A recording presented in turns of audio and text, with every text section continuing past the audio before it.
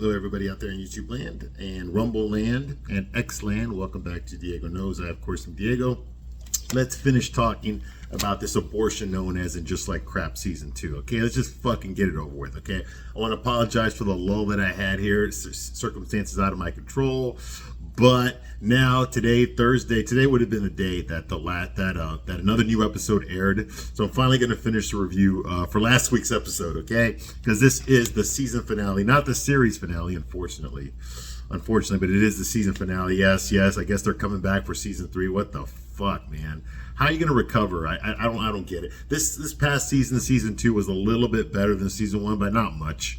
You know, if you've got a fucking shit sandwich in one hand and then you got a shit sandwich with some Grey Poupon on the other, okay, yes, this one technically would taste better, but it's still a fucking shit sandwich, okay? And that's what In Just Like Crap is. It's another shit sandwich, just like last season was, okay? I think I know the feel of the show now. I know what they're trying to go for, and it's not so much relationships. I think the relationships with the main characters that we like so much, Carrie, Samantha, and Miranda, that's not the focus of the show anymore. Okay, the focus is trying to get you, the audience, to be won over. Okay, to be won over by the new characters. Okay, now a typical show, a reboot show, or whatever, a sequel show, that's actually how you're supposed to do it. Okay, you bring in the old ones that we all know. Okay, the original Sex and City women. Okay, and then you slowly start working in the new characters. Okay, learn about them, have them interact with the older characters that we already know, and if you can win over the audience with the new characters, then you can slowly start phasing out the old characters. Okay, give them their happy endings, give them the conclusion of their arc, any sort of lingering arcs that were never concluded in the original show, conclude them now. Okay, and slowly transition the older characters out and get the new characters in, okay? Now, if you want to talk about a show that does this very, very well, watch, okay, well, most of you women out there that are watching this, okay, you probably don't know what I'm talking about. Well, you know what I'm talking about, you didn't watch it. Okay, ask your boyfriends or your husbands about it, okay? Cobra Kai. Okay, now that show is absolutely, those guys that did Cobra Kai, okay, that's how you do it. That is exactly how you do it. You start off with the old established characters that we already know, that we want to see where they are now, and then you slowly start working in the new characters, okay? Write us some interesting characters. Don't write us some fucking Mary Sue's. Don't write us a bunch of fucking characters that have no real flaws, okay? Have them be flaws that we can relate to, that the average woman in this case can relate to, okay? And see how they're going to deal with it because, metaphorically, the female audience is watching the show, they're going to get ideas on how to handle their own problems by watching their fictional characters handle theirs. Okay, that's how you create a sort of a sort of relationship. Okay, with the characters, okay? You use them as surrogates for your own problems. How did this person handle that problem, okay? Because I had the same problem, okay? How did they handle it, okay? Give me an idea that I haven't thought about to handle the same problem, okay? That's how you do it. You win them over that way. You start off with the established characters that you already know and love, and then you slowly work in the new characters, okay? Cobra Kai did it flawlessly, pretty much, okay? The new characters on Cobra Kai are just as exciting, just as likable. I'm invested in them. I care about them. I don't want them to go. I want to see how they relate I want to know what's going to happen to them. I care about these characters. I care about the new characters, okay? Because I know how much these characters are. I know what they're trying to go for, and I know what goals they want, and they're relatable to people of any age. Okay, and yes, the fact that they happen to be the kids of characters that I already know, okay, that I grew up with, okay, it kind of puts me like in a I want to say a fatherly role, but like in an uncle role, like the way I feel about Brady on this show. Okay, I love that fucking kid. We were all there when he was born. Okay, I kind of feel like if someone were to hurt Brady on this show, I would want to defend him in a sense. Does that make sense? Because I was there. I was there when he was born. I was there when his parents met each other. I was there during that whole up and down thing. Okay, I was there during all of it. Okay, so I remember what it was. I remember what Brady was like when he was a baby. I remember when he was a toddler. I remember all that shit. You see what I mean? So, and I know, I remember watching Steve and Brady play in the backyard when they were thinking about buying that house in Brooklyn. I was there for all that shit. And to see it in this way, it's very disappointing, but I'm protective of the characters. You understand? I'm very protective of the characters, all right? And Brady's an example of that, all right? But like I said, on Cobra Kai, you care about the new characters, and then you can slowly phase out the old ones because you already care. You got some new people to care about. See what I mean? That's what this show should have done, but they didn't do that. What they should have done is they should have put a little bit more focus, okay, on characters like Lily and Brady and even fucking Rock. You put some more focus on her. Okay, yes, her. Okay? Because these kids are the inheritors of the mantle of their parents. Okay? They're the ones that are going to keep going. Okay? They're our connection to the older characters that are gone or going to die. I mean, let's face it. No one's getting younger here, okay? Big already fucking died, right? So the point is that you have these characters now that you can see them. You can, even if Miranda and Steve are no longer there, you can see them inside Brady. You can see Brady act and move a certain way and think a certain way, and talk a certain way. And you see, oh my God, he sounds like Steve. Oh my God, he did that just the way Miranda would do it. You see what I mean? So it's like those characters don't ever leave. They're living through their children. Same thing with Lily. You could have Lily, acting up all fucking stupid and airheaded and playing fucking tennis and shit and looking for a rich man, But at the same time, she's so fucking devout Jewish that you can fucking smell the dreidels on her. You see what I mean? The bat mitzvah, the hanging out with fucking Hasids in the fucking jewelry department of New York. You see what I mean? Like they'll go, that's her dad. You can see that. You see, that's what I'm talking about. Okay, the parents live on through their children, so we don't need the parents anymore because they're in a sense they're already there. We can focus on Lily now because we already know who her mom and dad is. I want to see what their kid does. You see what I mean? That's what they should have. They didn't do that. They didn't do that at all. What they gave us was fucking Lisa and Herbert, who are basically a black version of Harry and Charlotte.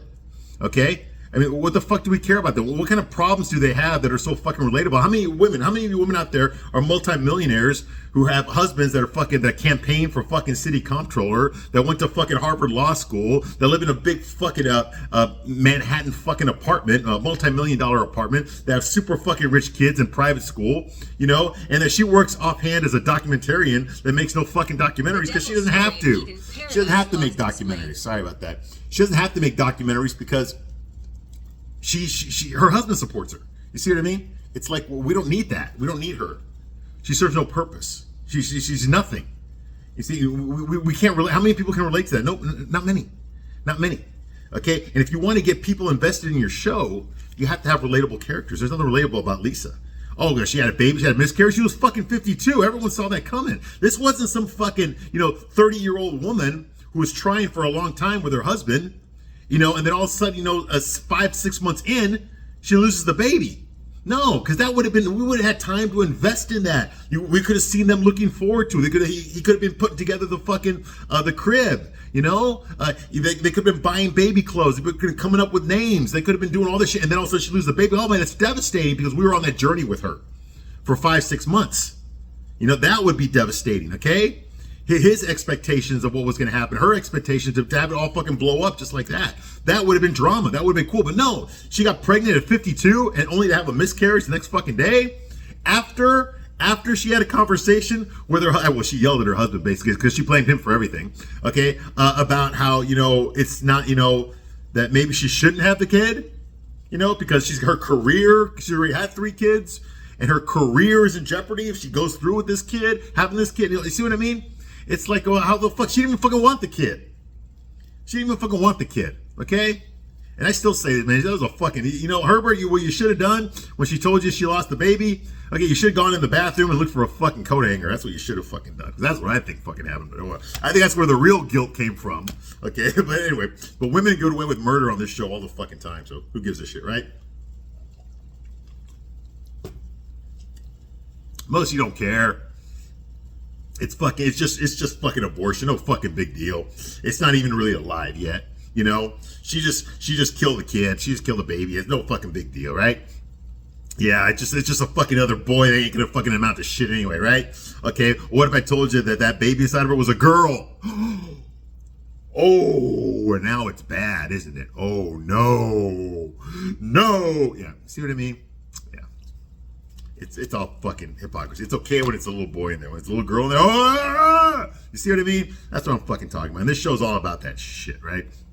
It's your get out of jail free card. Now, before you start fucking hating me here, I am actually pro-choice. Yes, I am. I am pro-choice. I'm just making an example here, okay? I don't take these things lightly, but, I'm a guy, so what the fuck? I can't have a fucking kid. I can give you a kid. I can't have a kid. So anyway, yeah. But anyway, that's my story, and I'm sticking through it. Okay, I'm Diego. I give you a straight man's point of view, okay? So if you're easily offended, if you're easily triggered, get the fuck out right now. Okay? Get the fuck out right now. I'm going to talk to you the way a man needs to talk to you, okay? Because there's very few men left, especially here on this fucking platform. All the men on this fucking platform are getting fucking deplatformed, okay? Their YouTube channels getting demonetized, they're getting kicked out, they're getting banned, all that kind of shit. That's why I got a Rumble account and I got a fucking Twitter account, all right? This is it. I'm going to hold it up right this time, okay? I know I fucked up last time, I'm sorry. But here you go, okay? That's me. Now, the top one right here, Diego knows that knows Diego. That's my Twitter or X. You could say that's my X account if you want to follow it, okay? And this one down here, Diego de la Vega knows. Okay, that is my Rumble. Okay, that one is there is my Rumble, okay?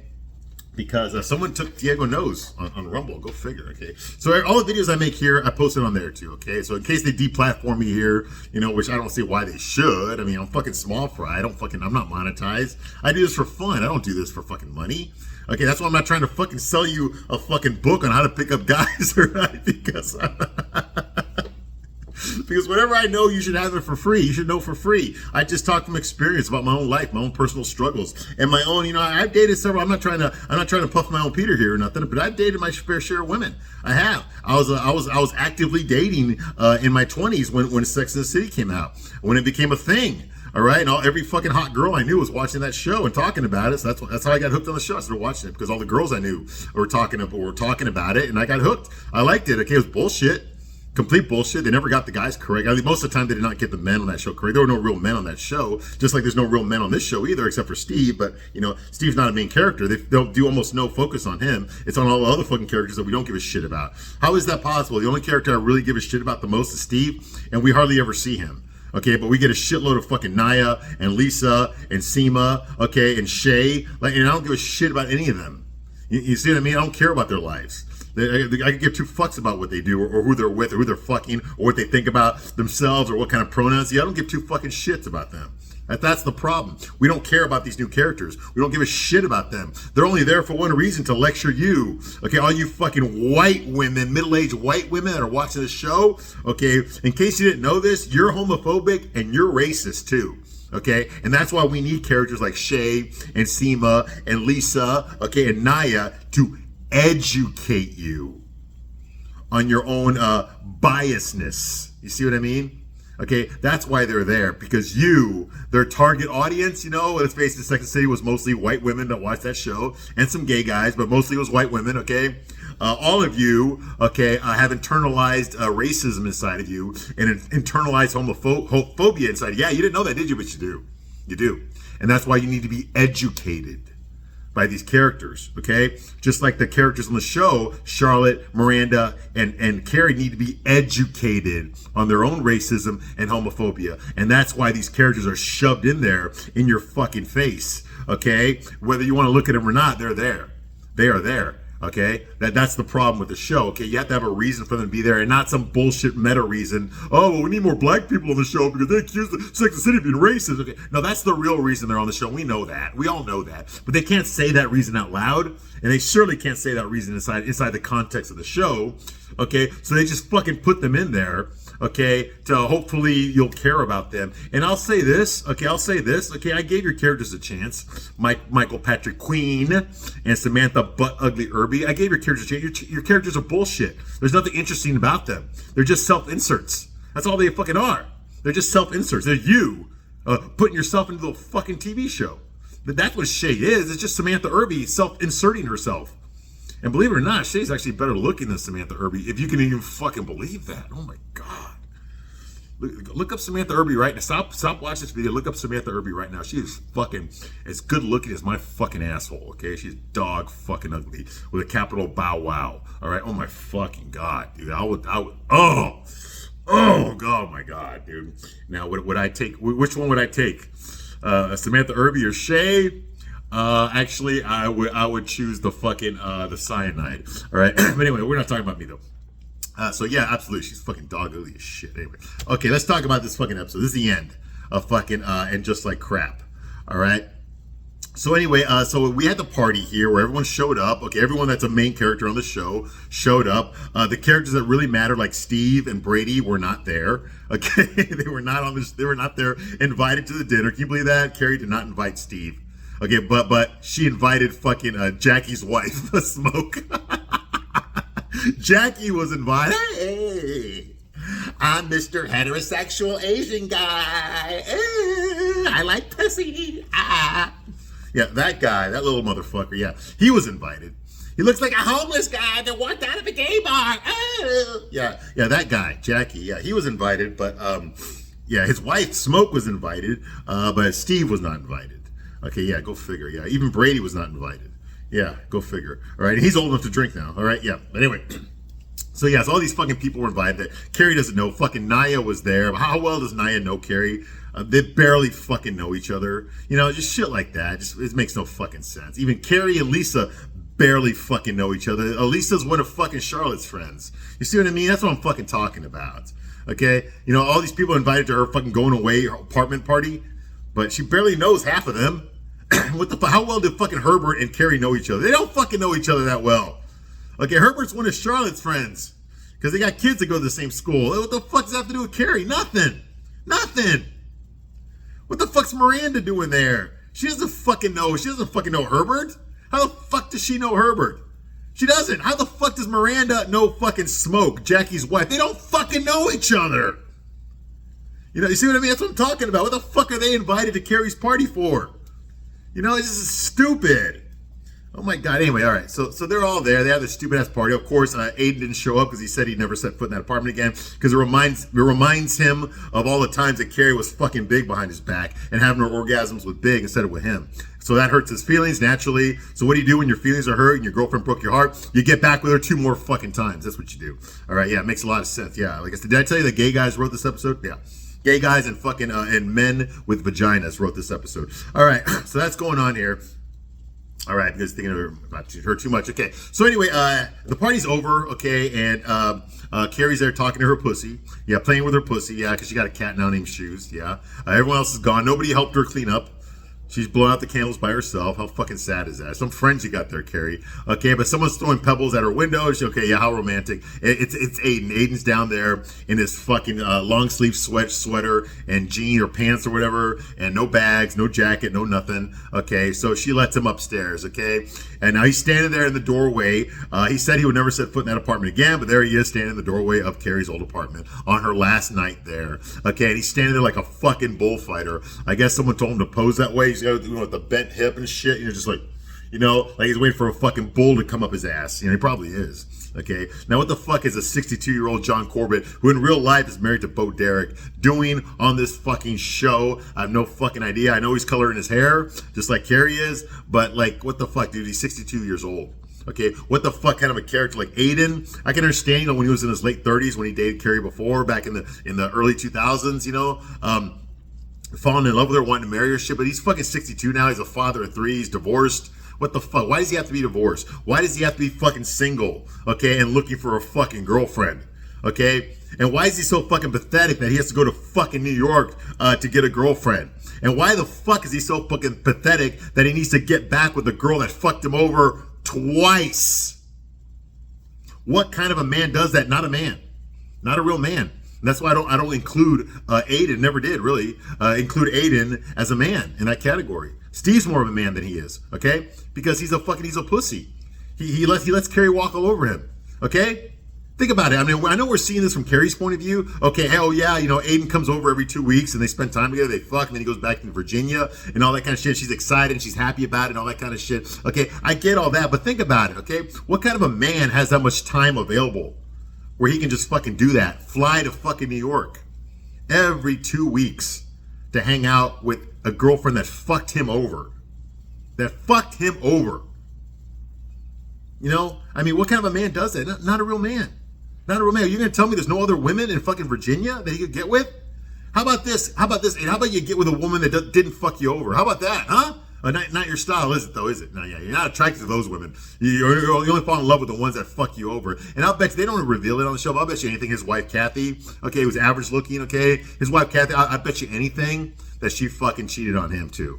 Okay, and that's why they got divorced. Okay, I bet you anything she fucking cheated on him too, because he does mention this episode how his wife Kathy always goes out of the country to go to China and England and shit with her boyfriend for her job, her textile job. I'm pretty sure that she on one of these trips is when she met some other guy who and she was fucking around on Aiden too. Okay, so what does Aiden do now? Now that 2 women that he loved fucked him over, he gets back with the first one that fucked him over. Yeah, because we all know that's what happens in real life, right? Right, guys? Okay, when one girl fucks you over, you just go back and look up the other one that fucked you over and get back with her, right? Because you're available, you got nothing else to do but sit there with your thumb up your ass and your dick in your hand, right? Yeah, okay, exactly. It's either that or watch porn, I guess, right? Okay, so anyway, he's standing in his bullfighter pose, okay, and Carrie offers him a drink, but he tells him, no, you can have one instead. She needs the drink, not him. He wants to talk, and that's always a bad sign. He tells her he has to go back to Virginia. That's why he didn't bring any luggage. That's why he got no carry-ons. Okay, his son needs him, son Wyatt needs him, and that he's not going to come back. He's not going to come back to visit Carrie anymore. Wyatt had all sorts of drugs in his system. He's only 14 years old, okay? When he crashed the car, he had shrooms in him, he had weed, he had alcohol, all sorts of shit inside of him, okay? And that his son Wyatt needs a lot of watching. He needs a lot of attention, okay? And that he's not going to come back, okay? Every other week like he was doing it before. He's not going to come back, okay? So Carrie's like, well, can't Kathy watch him? Kathy is Aiden's ex-wife and the mother of his 3 kids. They're divorced, okay? And Aiden says like, well, this happened while Kathy was watching him. You know? He went to my farm because that is his home. I'm his home. My other boys, they're 17 and 20. I'm the constant. Kathy was always going back and forth from China and England, for the textile factories with her boyfriend. See what I mean? I need to be home. I've been the constant one. I'm the one that's always been there for my boys, not her. I need to be home. Well, Carrie offers to come down there and visit him every 2 weeks. Holy shit. Now there's an idea. Why don't you come visit him every 2 weeks instead, Get out of the fucking city, go to the country, Oh, you don't like him? I'm pretty sure he doesn't like New York either.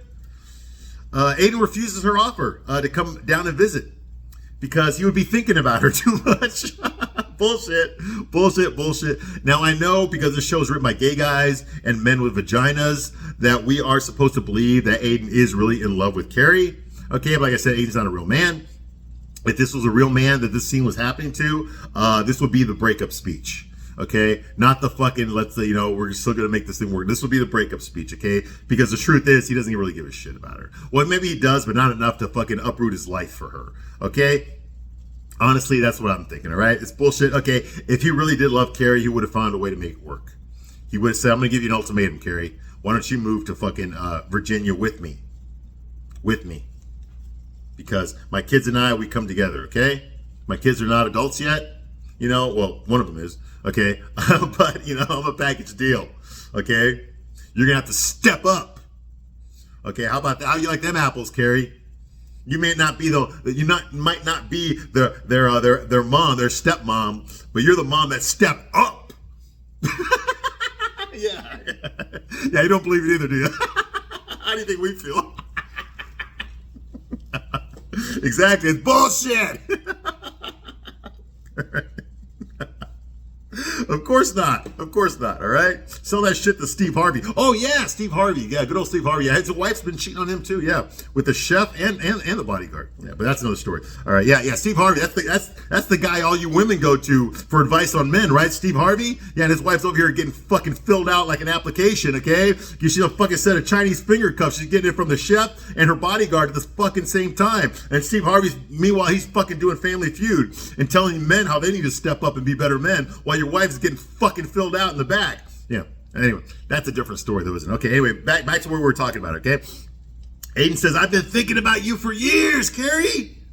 Which is sad. It's sad this girl broke your heart twice, and then you spent the next fucking 23 years or whatever, still thinking about her, still heartbroken about it, still wishing it could have worked. That's sad. That's really sad. That's a waste of fucking life. Okay, no wonder your wife cheated on you, Aiden. Okay, Carrie's like, I can't believe we're back here again. Okay, well, how do you like saying it, Carrie? Because Aiden said it last time. He said it in front of that pool, in front of that fountain at night, okay, when he was wearing his tuxedo and you were wearing your dress at that event for fucking, I guess for Richard Good, Samantha's boyfriend, remember that event? Okay, when you left the event, you know, and he proposed to you and you said no, even though you already had his engagement ring around your neck and not on your finger, you know, yeah. He said, I can't believe we're back here again because he got back with you after you fucked him over. He got back with you and then you broke up again. All right. So yeah, so now it's her turn to say it, okay? Now, I watched some reviews, okay, and some of the reviewers were saying that this is revenge. This is Aiden getting revenge on her for what she did to him. I don't buy that at all. I don't really think Aiden's a very vindictive type of person. I don't think he has any sort of resentments towards her as far as that goes, okay? Aside not going to the apartment, well, he's in the apartment now, so much for that fucking promise, okay? But I don't think he's not a vindictive person. I don't think he's trying to get revenge on Carrie at all. He's not trying to hurt her back the way that she hurt him. I honestly think that Aiden is past all that.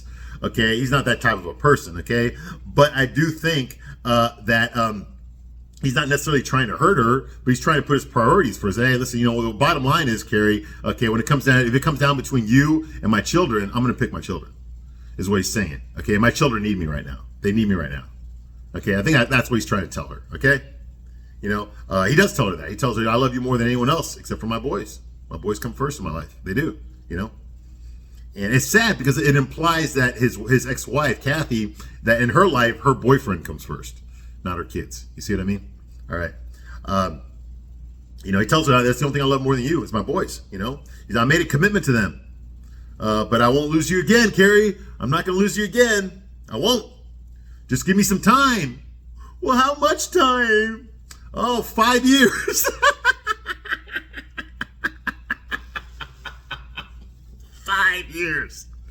Are you out of your fucking mind? She ain't gonna be alive in 5 years. Neither are you. Oh my God, you're gonna be 67 years old in 5 years. You won't even be able to get a heart on in 5 years. What the fuck are you thinking? 5 years? At your age, you ain't got 5 years. Ain't guaranteed. Okay? What the fuck? He said it'll go by just like that. No, it won't. No, it won't. No, it won't. Okay? No, it won't. Okay? Be a man and make a fucking decision. Okay? This is fucking limbo. And it's not him. I know I'm saying it's Aiden's is not being a man. It's the writers, because there's no men that wrote this fucking episode. Okay? No real men. No men. No one on this fucking show, none of the writers on the show understand what a heterosexual man is in the way that we think. Okay? If this was me, okay, this would be the breakup speech. This would be the either, hey, you need to come with me to Virginia and help me raise my son. Okay, my children, okay, because they need me there. I need to be there. Okay, and they're more important to me than you. Okay, I wouldn't say it that way, but that's what I'd be implying. I make sure that she understood that. Okay, or we just break up right now. Okay, this can't work. Okay, I need to be with my kids. All right. You know, but that's what a real man would have done. But he's not doing either one. He's leaving out in limbo. Like 5 years. 5 years will go by just like that. You know, we won't see each other for 5 years, but we'll still be together, but not really. Okay? Okay, we know what that means, all right? That means we're going to fuck other people, and you're going to find somebody else in Virginia. Because last time I checked, there are women in Virginia. Okay, you don't have to go to fucking New York to get laid, Aiden. You don't. All right? So yeah, that's what realistically is going to happen, okay? And Carrie's like, okay, I made a vow to give up expectations. Yeah, right, okay? So the next thing we have is the montage, the final montage. Now, at the beginning of this season, there was a montage of all the characters doing shit. Most of them were just getting laid. And, oh, well, please do not remind me about Shay and Miranda. I never want to fucking see that scene again. All right, but now we're getting another montage, all right? Just like the beginning, it's a sex montage for the most part. We got Harry and Charlotte. They're not having sex. They're trying to figure out. He bought her a new phone because she threw her phone into a fucking pitcher of margaritas when she went out drinking with her girlfriends at work. Okay, so he bought her a phone. Okay, that was her reward for her treating him and their kids like shit when she was fucking drunk. And she told him off in the morning about how she's a woman and how what he does. And by what he does, I mean provide the entire fucking household with income, you know, and their ability to fucking own all the expensive shit that they have. He does all that with his job, but for her, that's the bare minimum. Okay, he has not been pulling his weight as far as raising the kids, despite the fact that until fucking yesterday, she was a stay-at-home mom. Okay, yeah, but that was too much hard work for her. So she expects him to do that and to work his full-time job to support the whole fucking family while she can work her $35,000 a year job selling bad artwork to gay guys. All right, that's more important. Okay, she's good at it. Okay, you see what I mean? And he better not get in the way of that. Okay, you see what I mean? If I were you, Terry, you're a divorce lawyer, fucking make her sign the fucking papers right now. Make her sign the fucking papers right now, okay? There's no way fucking hell I would ever put up with a woman that fucking treated me that fucking way. Especially after all the fucking hard work that I do to support the whole fucking family. And to get talked to that way, fuck you and fuck you and fuck you, Charlotte. All right, I can get a younger, hotter girl. Can you get a younger, hotter guy? Probably not, all right? Good luck with that. You'd have to pay him, and we both know you ain't gonna fucking do that. All right, moving right along. Anyway, so they're trying to figure out the fucking cell phone. Okay, he's helping her out, and she's just talking down to him, telling him what an idiot he is, even though she can't figure out how to fucking activate her cell phone either. All right, moving right along. Next, we see a montage of Miranda and Joy. Joy's this fucking butt-ugly fucking television producer for the BBC. Okay, because, yeah, Miranda's working at the United Nations now with her bullshit human rights activism fucking group that she's in. Okay, she did a spot on TV. They interviewed her real quickly. So afterwards, they went out to have drinks. Okay, she left the party. Miranda actually left the party for this shit, okay, to go over there. And so she did her TV spot, and now she's having drinks with Joy, who's obviously a fucking lesbian. And we don't hear what they're saying to each other, but they're sitting together at the bar, on the counter of the bar, and they're both having this animated discussion, you know, and shit. But I guess they're talking about how ugly they both are. All right, that's going on.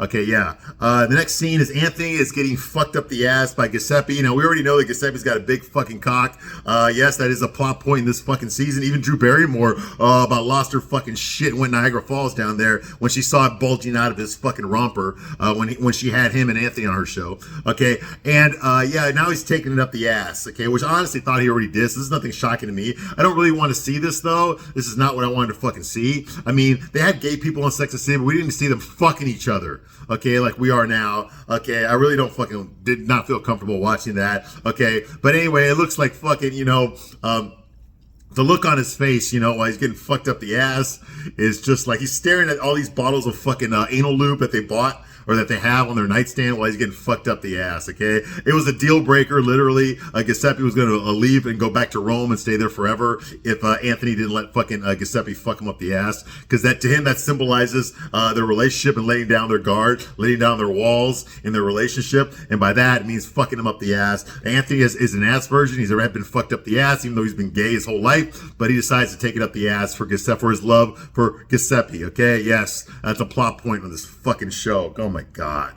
Oh my fucking God. Yeah. Look at that look on his face, man, when he's getting fucked up the ass, dude. Oh my God. Yeah.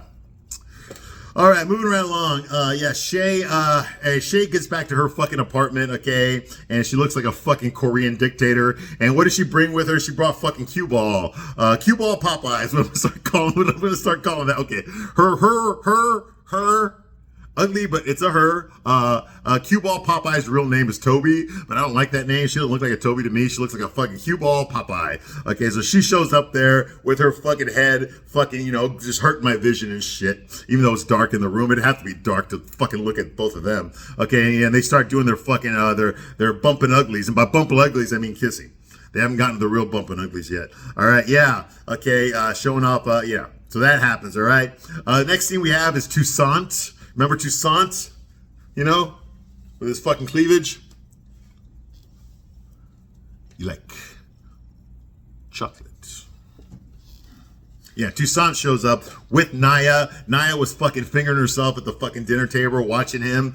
He hit on her a long time ago at a bar, which turns out he owned. She shot him down because she was married to Andre at the time, but she ain't married to him anymore. So now she's been fucking a lot of white guys on Tinder, but now she wants the real thing because she feels lonely. She just won I'm an empowered black bitch, boss bitch award, just like Lisa won hers a few episodes ago. Well, now Naya got hers this episode. So now she runs into Toussaint. He's the Michelin chef that Carrie won at the raffle for her dinner party. So he cooked all the food for them, all right? So they show up at Naya's place, and they're both showing off cleavage. Naya's showing off her titty, too, inside her fucking dress. And he's showing off his titties, you know, because his collar's open now, you know. So they're both showing off their titties at this point. Okay, and if she invites him in, he asks her, hey, do you have anything to eat? And she's like, eat? We just ate dinner. What are you talking about? He's like, well, I didn't. Because he cooked the food. He didn't eat any of the food. You know, so she invites him in, so we know that's going to happen with that, all right? Yeah. It's time to get some AIDS. All right, so that happens. Moving right along. Okay, next thing is Aiden and Carrie are having sex. And by sex, I mean they're doing it underneath the blankets, just like in real life. Under the blankets, no nudity. Okay, yeah, that's going on here. Okay, and in one scene, he puts his leg, his bare ass fucking leg, thigh, on top of Carrie, which to me is a very mangina move. Okay, it's a beta male behavior. It's fucking disgusting. I've never done that in my own personal life. I think it's stupid as fuck, and it's not realistic. This is what happens when gay guys and fucking men with vaginas write these episodes. Okay, when they write heterosexual sex, they always have the man that acts like the woman. Okay, because for some reason you can't actually act feminine in any of this shit. You have to be the boss bitch with the big fucking cock, even if you just have a vagina. All right, same thing in this scene here. Okay, so he's the one that acts like the woman and puts his bare ass thigh over Carrie in bed. Okay, fuck that noise. In real life, what the man does, he sticks his leg in between her legs. Okay, that's how you cuddle in bed. Okay, but what the fuck am I telling you this for? You already know that. All right, but I'm just pointing out because the people that make this episode don't fucking know that. All right, so that's going on. All right, they have a lot of sex. Okay, under the covers because that's realistic. Okay, next scene we see Seema getting plowed out. Okay, but she's getting spooned. She's getting spoon fucked by Ravi, and Ravi's back. She's naked. Ravi's back there fucking her, you know, with his cell phone in his fucking ear and his fucking ass cough around his fucking neck. Okay, he's pounding her out. All right, and then we get to see Seema. No nudity. They show her back only, and his hands are covering up her tits. Okay, but honestly, I don't give a shit. I do not find Seema attractive at all. She might have been pretty attractive 20, 30 years ago. Okay, but she's long gone past that age. Okay, so she's fucking Ravi now. Now she's riding him cowgirl and shit. And then the next thing we see, they're both smoking. He's smoking an electric cigarette in bed. Okay, with the blanket covering his genitals and his ass cough around his neck. Okay, meanwhile, Seema, we don't hear what she's saying, but she's just spouting with smoking her cigarette on the bed, on the fucking bed. Okay, smoking her cigarette and just going, rambling about bullshit that she always rambles about. And Ravi's actually doing what I would do in that situation. He reaches for his phone and just fucking gets on social media and starts scrolling while she's fucking talking. She takes his phone away and then he picks it back up again and goes back and lets her fucking ramble about bullshit. Okay, yeah, that part was realistic. I do agree with that, all right? I would do the same fucking thing. All right, next scene is we have Herbert and Lisa. They're spooning each other in fucking bed. They both got their clothes on. And Lisa's got her Aunt Jemima fucking headscarf on. All right, in bed. Yeah, I guess to cover the fact that her hairline actually goes up all the way here. Yeah, she's got like fucking no hair, man. She's like practically bald. Okay, that's why she wears all the wigs, to cover up the fact that her hairline goes all the way up to here. All right, yeah, look it up. Look at it when she takes off her wig, man. Yeah, she ain't as pretty as you think she is. Okay, so Herbert and Lisa, they toss and turn in bed, fully clothed under the blankets, okay? You know, and he spoons her and cuddles her and shit like that. All right, that's going on. Okay, because remember she had the fucking abortion. I mean miscarriage. Okay, and at one scene he's spooning her now. Okay, and he puts his arm over her and he sticks his hand inside of her hand. Okay, so we see that. Okay, so they're both dozing off in bed. Okay, and we see him put his hand there, and then she puts her hand over it, and then she picks it up and kisses her own fingers. And then puts the hand down. She kisses her own fingers, not her husband's fingers that are in her hand. She kisses her fingers and puts it down and goes to sleep. Okay? That right there should tell you everything you need to know about that bullshit relationship. All right, next thing is Aiden. He's leaving the luxury apartment because they're not at Carrie's old apartment anymore. They ended up spending the night at her Gramercy Park apartment, the one that she just bought, the multi-million-dollar apartment that she bought, okay? That's got all this space, all this room, barely any furniture, and nobody to live in it except for her and her pussy. Literally, her and her pussy are the only things that live in that fucking building, all right? So he's walking out of there. He's walking towards the magnificent front door, okay? And she stops him right before he leaves, and she says, no matter what happens, Aiden, no matter what happens, this, and she points around to the apartment that she just bought for him and her, that he's not going to live in now. this and this. You know, her and him, you know, her boyfriend that is not gonna see her again for another 5 years. And then she says, it's not a mistake. What the fuck? How do you define mistake? You bought a fucking luxury apartment for him. Okay? And now you don't have him? You don't have your own apartment anymore. Because he ain't gonna fucking be there. You bought an apartment for you and him that he's not gonna fucking live in. What the fuck? And you have the balls to say that was not a mistake? Holy shit, you need to redefine what mistake is, Carrie. You're fucking dumb. For a writer, you're pretty fucking stupid. Oh my God. Anyway, Aiden says, like, don't worry, Carrie, nothing's gonna happen. Nothing's gonna happen. Okay, so he kisses her and hugs her and says goodbye to her and all that kind of shit, okay? Okay, and then he goes outside, his Uber's there. Right before he gets in the Uber, he turns around and looks at her. Of course, she's staring at him, holding her pussy, looking out the window at him, and he looks up at her. He goes like... And then he gets in his Uber and fucking, with Samantha, kisses her and drives away. No, that would have been great. That would have been great. But no, of course that's not going to happen. We did have Samantha earlier, but it was just like there. And then she's gone, all right? So he gets in this Uber and goes back to his bullshit fucking life. All right? Yeah. Okay, so that happens, but Carrie doesn't have any time to process this because the phone rings. Okay, so she runs over to answer the phone, and it's Seema. Seema tells Carrie that Ravi left already. He went to fucking Egypt to go film his movie over there. He's gonna be gone for 5 months, whereas Aiden's gonna be gone for 5 years. Okay, so she says, "Hey, listen, you know, let's go. Let's go. Our men are gone now. Let's go to the beach and hang out." And Carrie's like, "Oh, I don't feel like going to the beach. I don't feel like going to, to the beach here." She's like, "Who said about going to the beach here?" Next thing you know, they're in Greece. They're in St. Laurent, Greece. They're sitting there on the beach drinking Cosmos in Greece. Just Seema and Carrie together because they're BFFs now. Why the fuck did this happen? I have no fucking clue. It's also bullshit.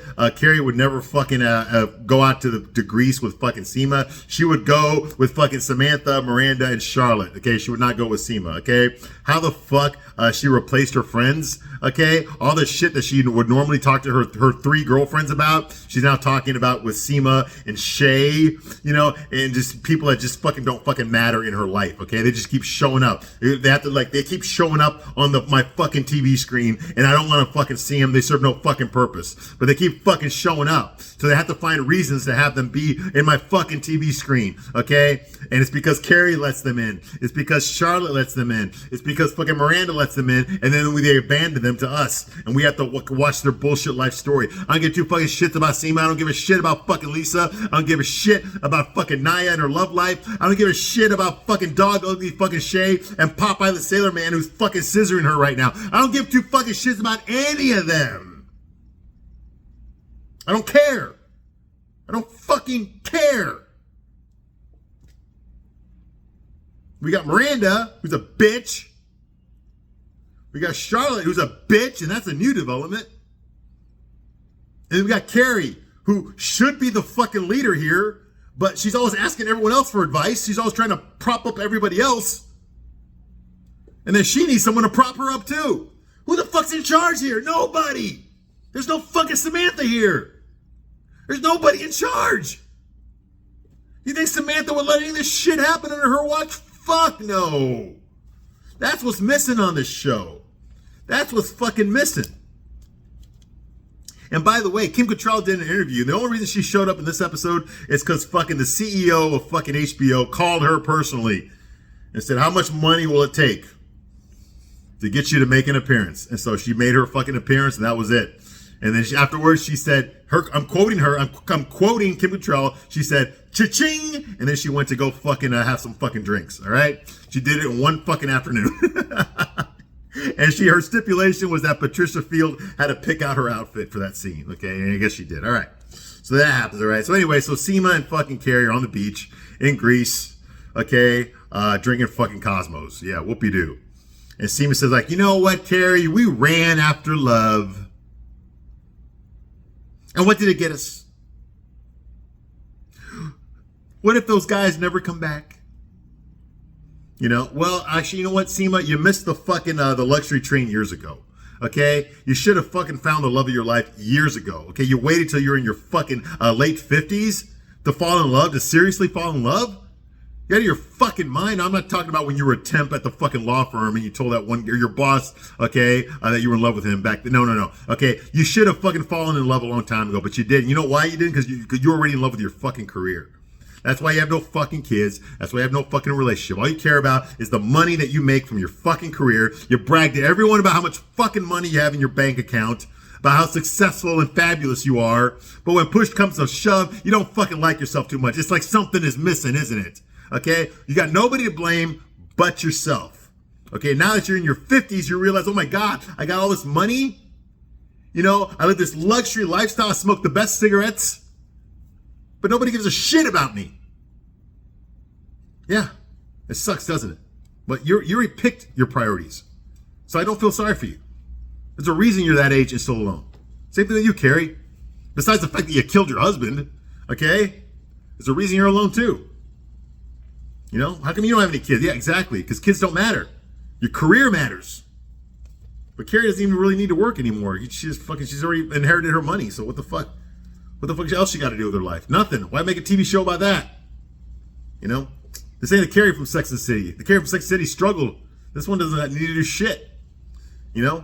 Anyways, that's going on here. And Carrie says, like, there will always be more cocktails. He was going to say men. There'll always be more men, okay?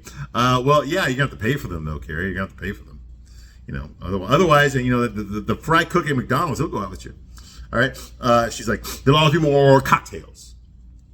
And then the final narration is, and just like that, I ordered 2 more Cosmopolitans. Because I'm a boss, bitch. No, you inherited your money because you killed your fucking husband, okay? Because you're super good looking, tall, rich, successful, handsome, good in bed, smart, you know, charming fucking multi-millionaire fucking husband. You fucking killed him. Okay, you fucking killed him and you took all of his fucking money, okay? That's how you became a boss bitch, all right?